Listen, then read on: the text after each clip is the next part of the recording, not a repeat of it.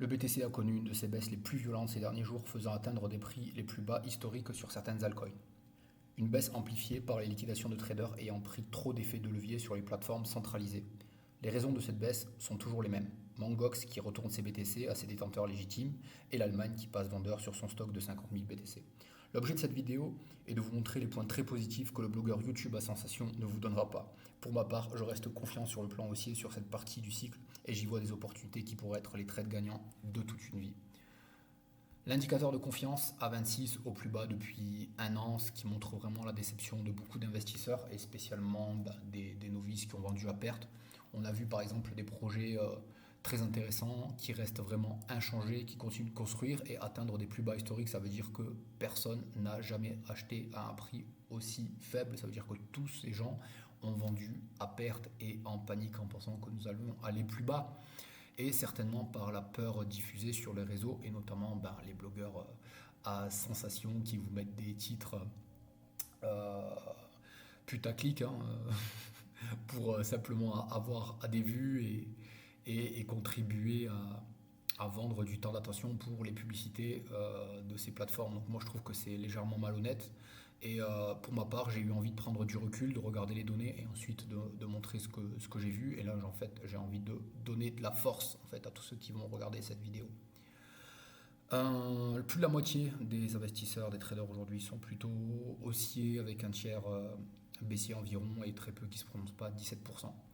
Le BTC, donc on l'a vu avec des mèches rouges très très impulsives puisque ça a été des ventes paniques suite aux liquidations connues. On a transpercé donc la moyenne mobile à 200 jours vers le bas. En général, c'est très baissier, donc je peux comprendre que ça fait peur à beaucoup de monde. Maintenant, là, on est dans un moment clé puisque si sur le RSI, donc les moyennes mobiles, si on passe la moyenne mobile vers le haut, eh ben, on repassera haussier. Donc en fait, il faut passer ceci vers le haut, il faut passer cette moyenne mobile vers le haut et passer cette résistance qui est vraiment une résistance très importante que je pense je peux baisser ici, qui serait plus logique. Voilà, donc il faut passer absolument le prix des 58, le prix actuel, il faudrait passer même aux 59 000. Et ensuite, il y a d'autres défis qui nous attendront. Ensuite, les 63 000. Et enfin, donc le dernier top, voilà, quand on passera vraiment les 73 000, donc le dernier ATH, je pense qu'on enchaînera les prix records et 100% de gagnants sur le BTC. Cependant, voilà, la peur diffusée, j'en ai parlé dans les dernières vidéos, de 140 000 bitcoins qui vont être rendus donc à leurs détenteurs, plus 50 000 BTC que l'Allemagne vend petit à petit. Cependant, je vais le montrer en direct. Voilà, si on regarde.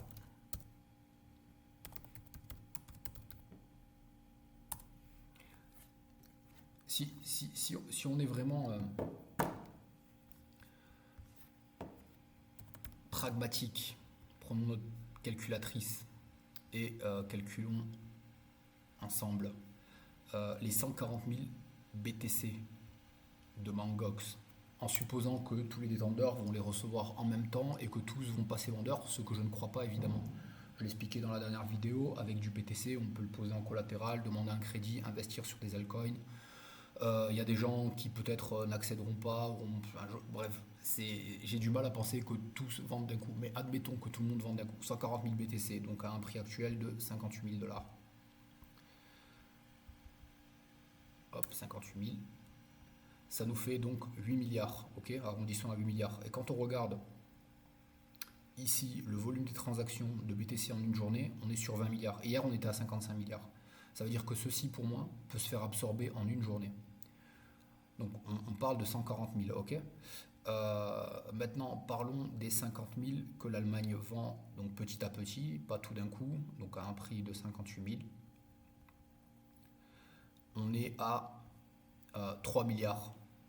Voilà, 3 milliards, ça s'absorbe aussi en une journée. Donc vraiment la peur aujourd'hui, elle n'est pas justifiée du tout et j'y vois que des opportunités. Surtout que ceci concerne Mangox, c'est le Bitcoin et le Bitcoin Cash. Donc le Bitcoin Cash, on n'en parle pas, c'est pas du tout une altcoin majeure. Mais voilà, ça ne concerne pas l'Ethereum, ça ne concerne pas les autres altcoins. Ethereum, d'autant plus que demain, lundi 8 juillet, on peut avoir une très bonne nouvelle sur l'autorisation des trades sur l'ETF spot Ethereum. Ça veut dire plus de demandes, plus d'entrée de capitaux sur le TH. Donc ça pourrait faire monter voilà, l'Ethereum, ça pourrait faire surperformer l'Ethereum par rapport au BTC, sauf si le BTC nous montre des signes encore plus bullish. Ethereum, parlons-en. Ethereum contre le BTC. Alors, on va le mettre en vue journalière.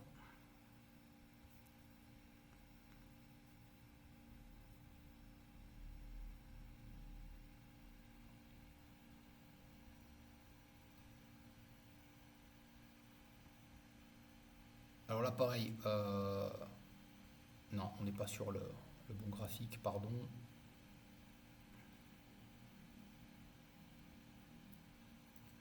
Nous y voilà. Donc, on a un M qui se dessine. Donc, si on atteint ici, si on sort par le bas de ce support, je pense qu'on pourrait aller chercher entre 10 et 30% plus bas, ce qui nous amènerait, ce qui nous ferait retourner à des zones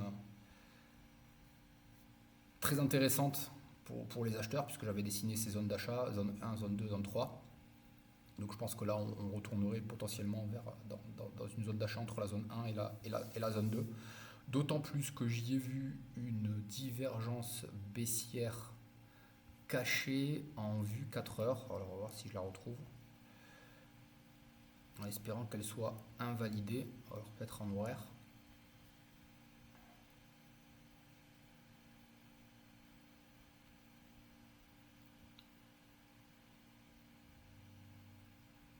Voilà, on voit ici, alors c'est bien caché. On voit ici donc des points hauts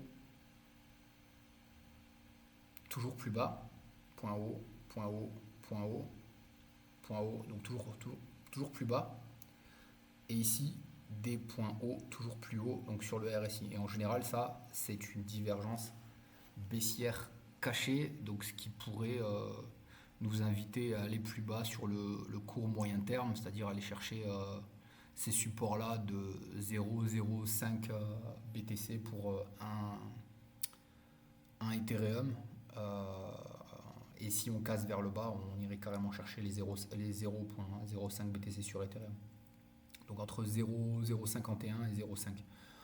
Voilà, pour que ce soit invalidé, il faut repartir vers le haut de ces résistances que j'ai dessinées à court terme. Et donc ce qui pourrait provoquer ceci, donc une bonne nouvelle après-demain, lundi 8 juillet, donc de l'acceptation d'éventuels ETF, si ça a été accepté, pardon, de l'acceptation enfin du feu vert pour le change sur l'ETF Ethereum Spot.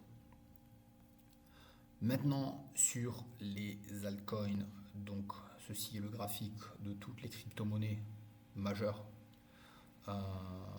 sans le Bitcoin et sans l'Ethereum. Donc on était descendu vraiment très bas, donc plus bas que les zones d'achat que j'avais envisagées, donc très intéressant pour les investisseurs une fois encore. Et là on semble vraiment revenir vers le haut pardon, avec un V bottom. Bon, est-ce que c'est le rebond du chat mort avant d'aller chercher plus bas? On le verra, mais je pense qu'il y a eu suffisamment de liquidation pour que nous allions chercher plus bas, surtout que sur le RSI, là vraiment on croise vers le haut la moyenne mobile. Donc là il faut vraiment passer ce niveau-là, ou même ce canal-là pour repartir ensuite vers le haut et aller chercher donc les zones de profit envisagées. Donc, je pense que ces zones de profit, on les atteindra en phase avancée du BTC. Donc est-ce qu'on atteindra que la zone 1 ou est-ce qu'on atteindra les 4 zones? L'avenir nous le dira. On revient un petit peu sur Bitcoin. Donc là, on a beau dire oui, 140 000 BTC, etc. Ben regardez, on est toujours sur des plus bas sur les BTC disponibles sur les exchanges. Donc le BTC est toujours rare. C'est factuel, ok. Et pourtant le prix va en bas, tout simplement la diffusion de la peur. Donc il faut vraiment faire attention au sujet du contenu avec lequel on se nourrit. Si vous vous nourrissez de contenu à sensation, c'est pas bon. Nourrissez-vous de contenu de qualité, des gens qui ont de la bouteille, des gens qui sont là depuis des années, qui ont survécu à 2-3 bear market. Et là on voit bien que les BTC sont toujours de plus en plus rares. Et le prix bon, qui remonte, qui remonte légèrement, donc ça on l'a vu. Les liquidations donc, ont été très nombreuses, donc des traders ayant pris des paris vers le haut avec des effets de levier trop importants, trop risqués, qui ont été liquidés en cascade. Et ce qui a provoqué pour moi une baisse technique du prix, donc c'est intéressant, ça pourrait être donc le prix qu'on a vu là sur BTC, donc ici, là, donc les 53 477, ça pourrait être le point bas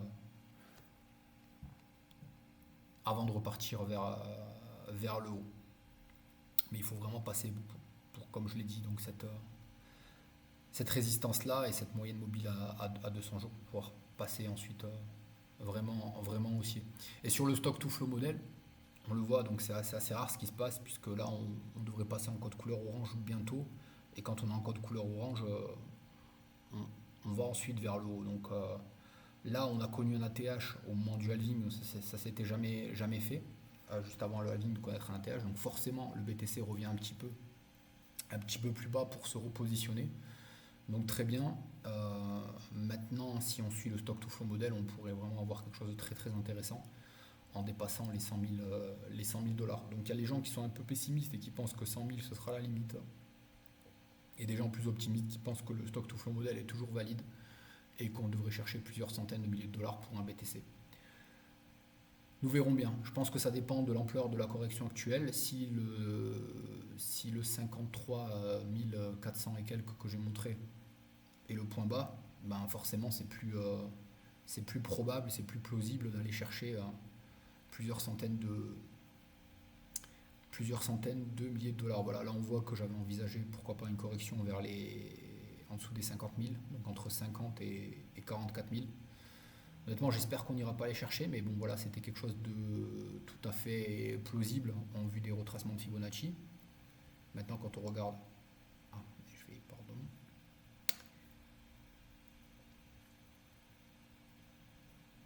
Maintenant, quand on regarde le point bas, le point haut. Alors quand je fais ça, c'est du train. Et si on considère que le point bas est ici, maintenant, voilà, on pourra aller chercher donc 112 000, 148 000 et maximum, maximum 300 000 dans le meilleur des cas.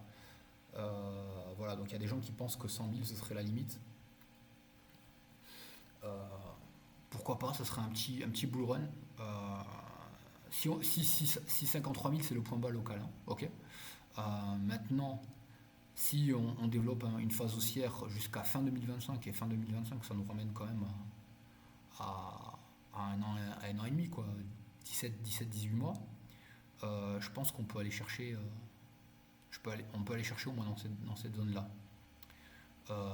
Donc ça nous ferait quelque chose,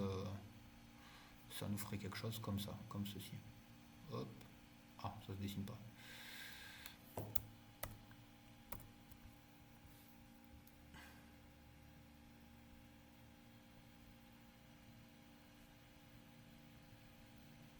Ça nous ferait quelque chose comme ceci, pourquoi pas. Et quand on regarde par rapport au passé, donc je vais passer tout ça. Hop.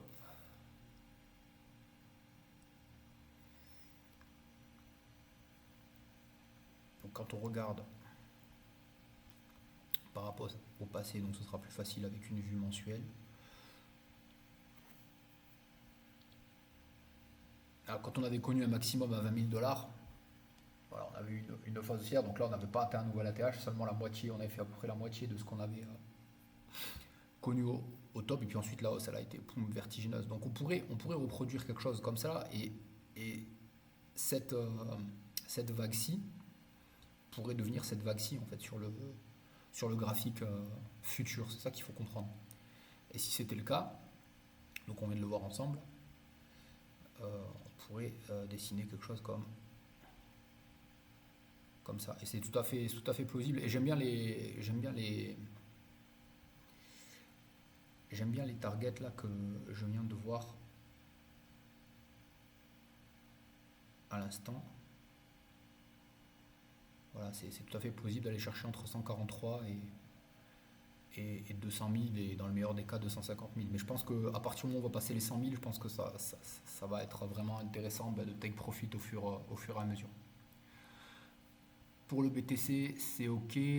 Ethereum, BTC, j'en ai parlé juste avant. Donc, ce que j'ai oublié de repréciser, ce que je dis dans chaque vidéo, c'est que quand on va vers le haut sur ce graphique, donc c'est très intéressant pour tous les petits projets de crypto-monnaie, ce qu'on appelle les altcoins.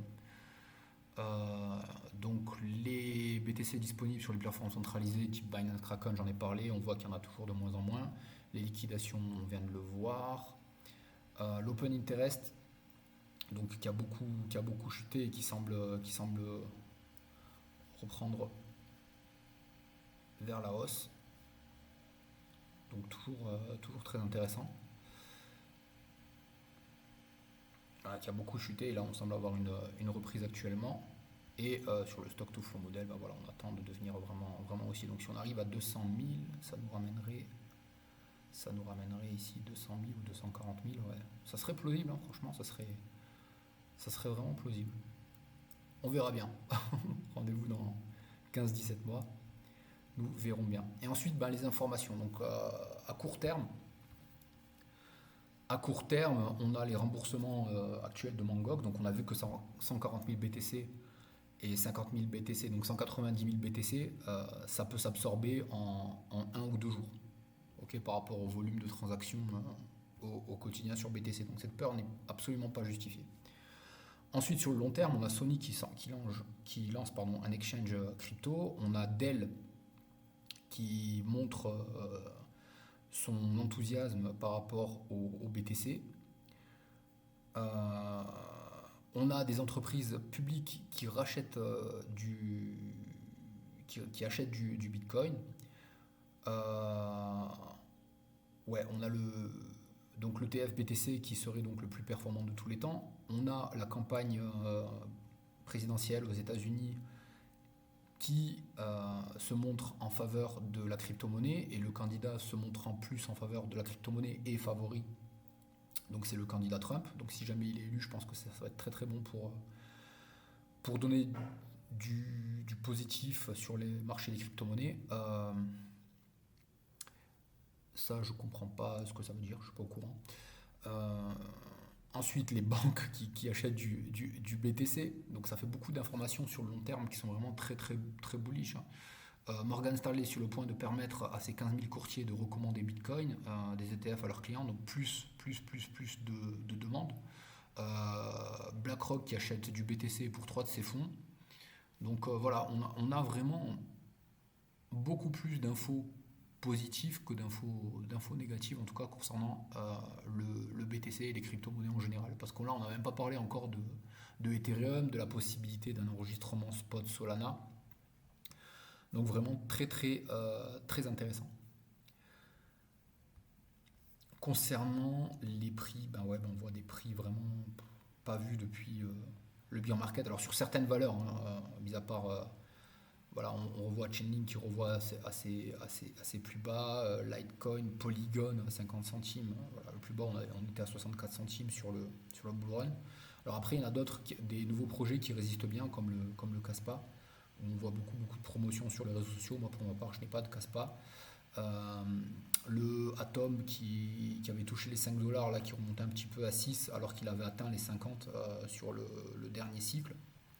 Donc, est-ce que là, il va réatteindre les 50? Si c'est le cas, on est quasiment sur un 10 fois possible. Donc, très intéressant. Voilà. Après, moi, à titre personnel, je peux le montrer. Hein. À titre personnel, moi, je suis très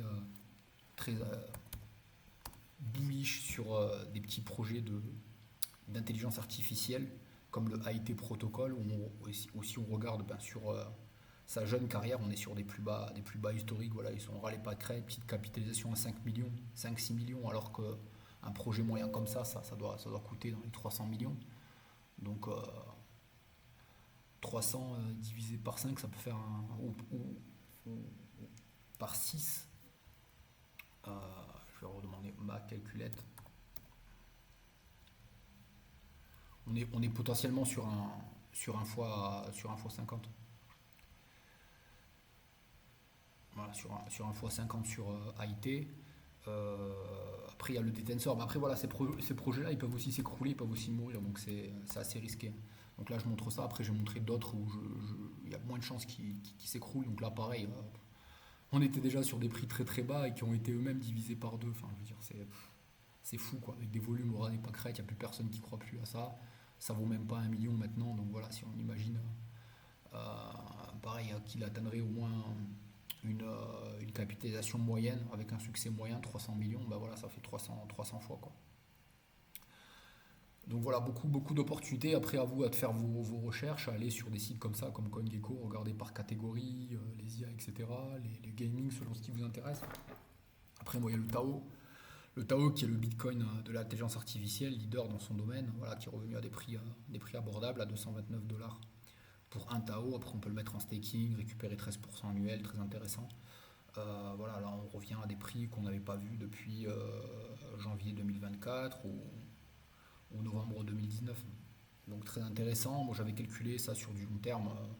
Ça peut aller à 1000 et dans le meilleur des cas 5000 dollars. Donc voilà. Donc après plus les projets sont solides, moins on peut faire des multiplicateurs haussiers. Et après plus les projets sont voilà, novateurs, mais on ne sait pas trop, etc. Ça peut mourir, mais ça peut faire des fois 20, fois 50, fois 100, fois 300. Mais après voilà, moi je suis pas là pour vendre du rêve. Si vous êtes novice, etc., ben, concentrez-vous sur du BTC et peut-être deux trois projets qui vous intéresseraient, mais je pense que le BTC doit au moins euh, représenter entre 30 et 50% d'un portefeuille parce que ben, dans le meilleur des cas, je veux dire, je vous rappelle, hein, Michael Saylor, entrepreneur reconnu donc, depuis des dizaines d'années, voit un BTC à 10 millions de dollars à terme. Donc avoir 50% de BTC sur un portefeuille, c'est une valeur sûre.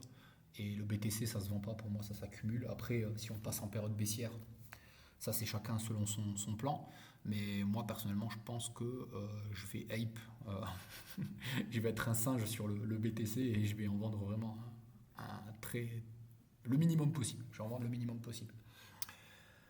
Voilà, j'ai fait le tour des informations que je voulais partager. Je pense que cette vidéo fait voilà, 22 minutes, c'est beaucoup. J'espère que ça vous a plu, que vous avez appris des choses. Faites-le moi savoir en commentaire. On se retrouve. Ah ouais, laissez-moi aussi des likes. Voilà, donnez-moi de la force. Donnez-moi envie d'enregistrer d'autres vidéos.